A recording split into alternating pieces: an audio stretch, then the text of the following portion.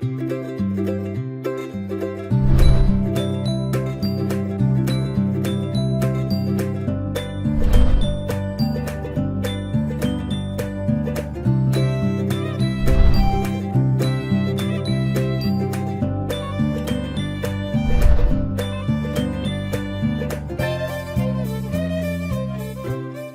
Draymond Green sacrificed to build the Warriors dynasty. In the closing seconds of Game 4 of the NBA Finals, a giddy Draymond Green and Kevin Durant stood near the Golden State Warriors bench, high-fiving each other uncontrollably. The All-Star forwards have a personal ritual of double-tapping on high-fives after one of them makes a good play, thus the continuous slapping in this moment, which concluded in a massive hug, to celebrate their sweep of the Cleveland Cavaliers.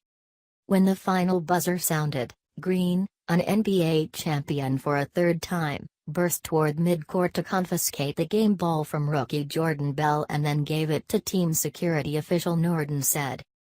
"Don't let go of this ball," Green relayed to said before going back to celebrate with his teammates. "Don't let it go."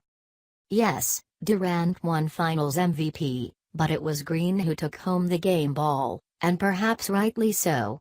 Because if it weren't for Green's financial sacrifice 3 years ago, Durant playing in the Bay Area likely would have been a pipe dream, and securing 3 championships in 4 years likely would have been out of reach. "I took less so we could go after KD," Green told ESPN during the finals. "I am a student of this game, and I studied the business side of it and the numbers, where some people don't. They leave it up to their agent to do it." Not Green. It turns out he was the player who masterminded the Warriors dynasty that could have Golden State high-fiving for years to come. Entering the 2012 NBA draft, Green was viewed as a tweener with very little upside.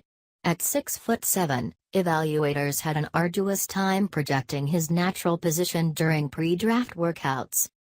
Green recalled guarding perimeter prospects 1 minute, then defending bruisers down low the next. "I was all over the place," he said. "I didn't see anybody else being asked to do what I did in those workouts. That was crazy. It took a toll." His skill set, competitive drive and basketball IQ were apparent, but his place on the court remained a league-wide mystery. The Warriors took him with the 35th pick. 6 years later, his place is beyond secure. After 3 All-Star appearances, 2 All-NBA team honors, an Olympic gold medal and 3 NBA championships, the league knows what Green brings to the table. "Draymond is a catalyst and the anchor for their defense," LeBron James said. "Very, very smart defensively.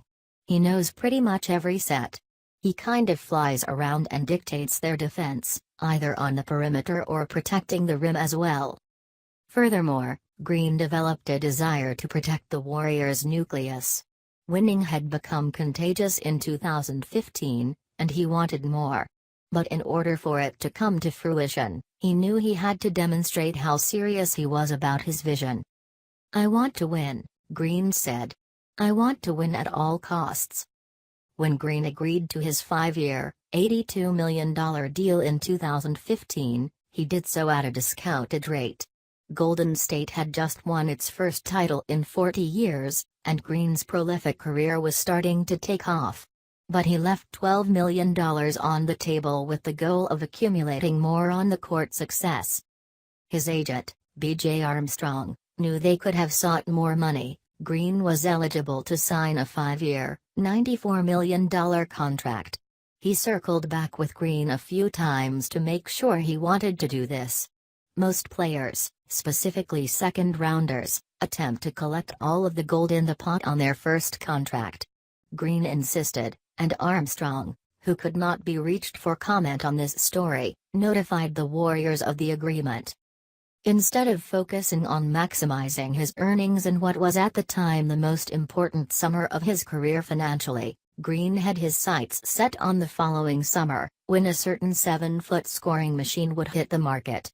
Green studied the collective bargaining agreement, crunched the numbers and accepted just enough so Durant's max salary could fit into the Warriors' equation.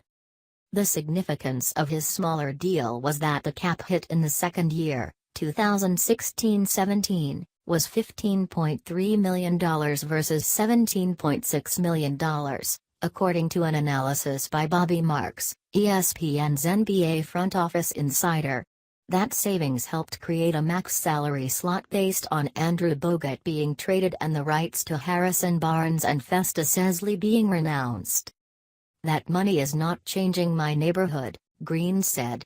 "It's probably $6 million after taxes and fees. It's not changing my neighborhood, but championships can. Championships can change my life. So it's about what's important to you. And I knew how important it was to me and the opportunity we could have if I did what I did. And I didn't need Warriors general manager, Bob Myers, to explain that to me. Bob never once explained that to me. I knew it going in. So that's where I based my negotiations at. The number I asked for, I got." At the time of finalizing his deal, Green said, he kept his plan to pursue Durant to himself. Green and Durant also maintain that there was no courting until after the 2015-16 season, when Green told Durant the Warriors needed him after they lost an excruciating NBA Finals in 2016. Green is the league's texting aficionado. A text to Durant after the Warriors blew a 3-1 lead in the 2016 Finals stating, "We need you," got the wheels in motion for a game-changing transaction. In January, he texted Boston Celtics guard Jaylen Brown, "You're an all-star," a nod to what he saw the second-year player doing on both ends of the court. And during the Warriors' second-round series against New Orleans, livid Green sent a long text at 4 a.m. to Durant after a loss, challenging him to bring more the next game. Durant responded by dropping 38 points. Green has a way of motivating others. It's an example of Green's ability to connect with players around the league and establish relationships. He's tight with James, Damian Lillard, Joel Embiid, Donovan Mitchell, and Brown, to name a few. Green is especially fond of looking out for the younger players. During the playoffs he provided pointers for Embiid and Brown to guide them through their postseason journeys. "I remember my rookie year," Green said. Former Warriors assistant coach, Pete Myers used to always tell me, "You get paid for the next young guy to get paid, and it's your job and your duty to give back to the next young guy and show them the way. You owe that to the game. And I will never forget that. So I try to do whatever I can to have relationships with younger guys, to teach them the way, so they can teach the next guy." From the outside looking in, Green is seen by many fans as a loudmouth. But among his peers, he's considered the perfect teammate, an attribute that comes in handy when it's recruiting time. "I think a lot of people hate me because they don't know me," Green said. "I think if you know me, there are very few people that know me and hate me. But nonetheless, it really doesn't matter to me if someone does hate me. But I think relationships are important, because at the end of the day, we have to have each other's back. And understanding that it's bigger than basketball." That mindset is why Green didn't want Tristan Thompson to get suspended during the finals. After a late Game 1 scuffle in which Thompson shoved the ball in Green's face, the league interviewed Green about the incident the next day. The conversation, as paraphrased, according to sources, went something along these lines.